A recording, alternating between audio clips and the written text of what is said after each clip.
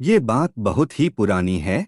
एक गांव में जिसका नाम महिपालपुर था, एक अंधी बुढ़िया रहती थी। वह शिव जी की परम भक्त थी।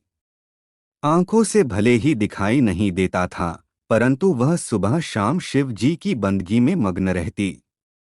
शिव जी बुढ़िया की भक्ति से बड़े प्रसन्न हुए। उन्होंने सोचा, यह बुढ़िया नित्य हमारा स्मरण करती है, परंतु बदले में कभी कुछ नहीं मांगती।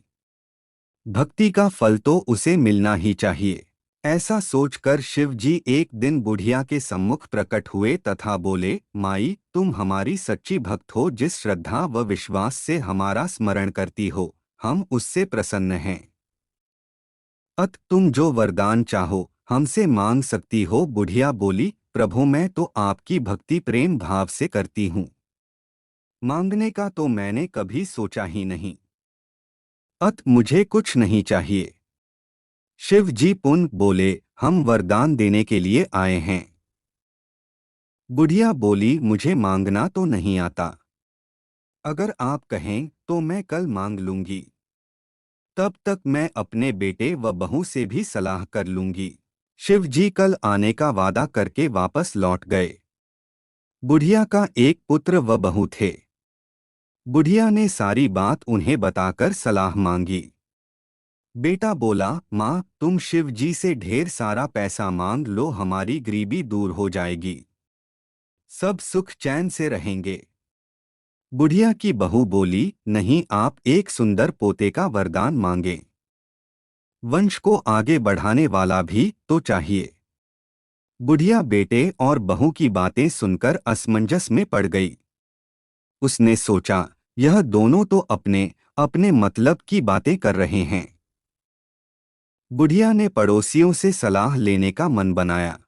पड़ोसन भी नेक दिल थी। उसने बुढ़िया को समझाया कि तुम्हारी सारी जिंदगी दुखों में कटी है।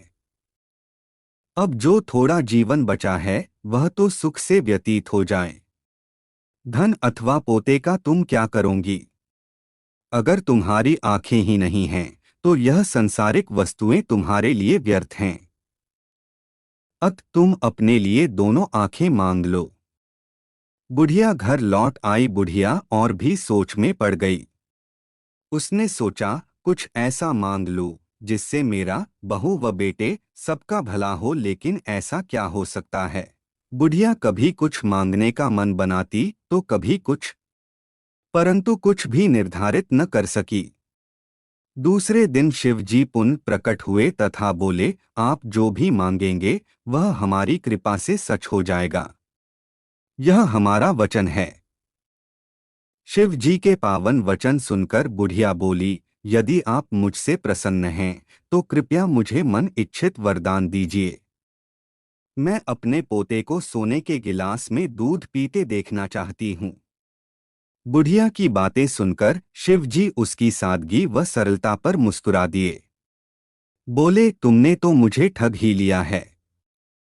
मैंने तुम्हें एक वरदान मांगने के लिए बोला था, परंतु तुमने तो एक वरदान में ही सब कुछ मांग लिया। तुमने अपने लिए लंबी उम्र तथा दोनों आंखें मांग ली हैं। बेटे के लिए धन व बहू के लिए पोता भी मांग लिया।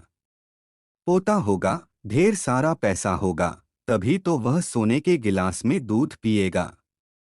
पोते को देखने के लिए तुम जिंदा रहोगी, तभी तो देख पाओगी। अब देखने के लिए दो आंखें भी देनी ही पड़ेंगी। फिर भी वह बोले, जो तुमने मांगा वो सब सत्य होगा। यूं कहकर शिव जी अंतर्ध्यान हो गए। कुछ समय पाकर शिव जी की कृपा से बुढ़िया के घर पोता हुआ। बेटे का कारोबार चल निकला तथा बुढ़िया की आंखों की रोशनी वापस लौट आई। बुढ़िया अपने परिवार सहित सुखपूर्वक जीवन व्यतीत करने लगी।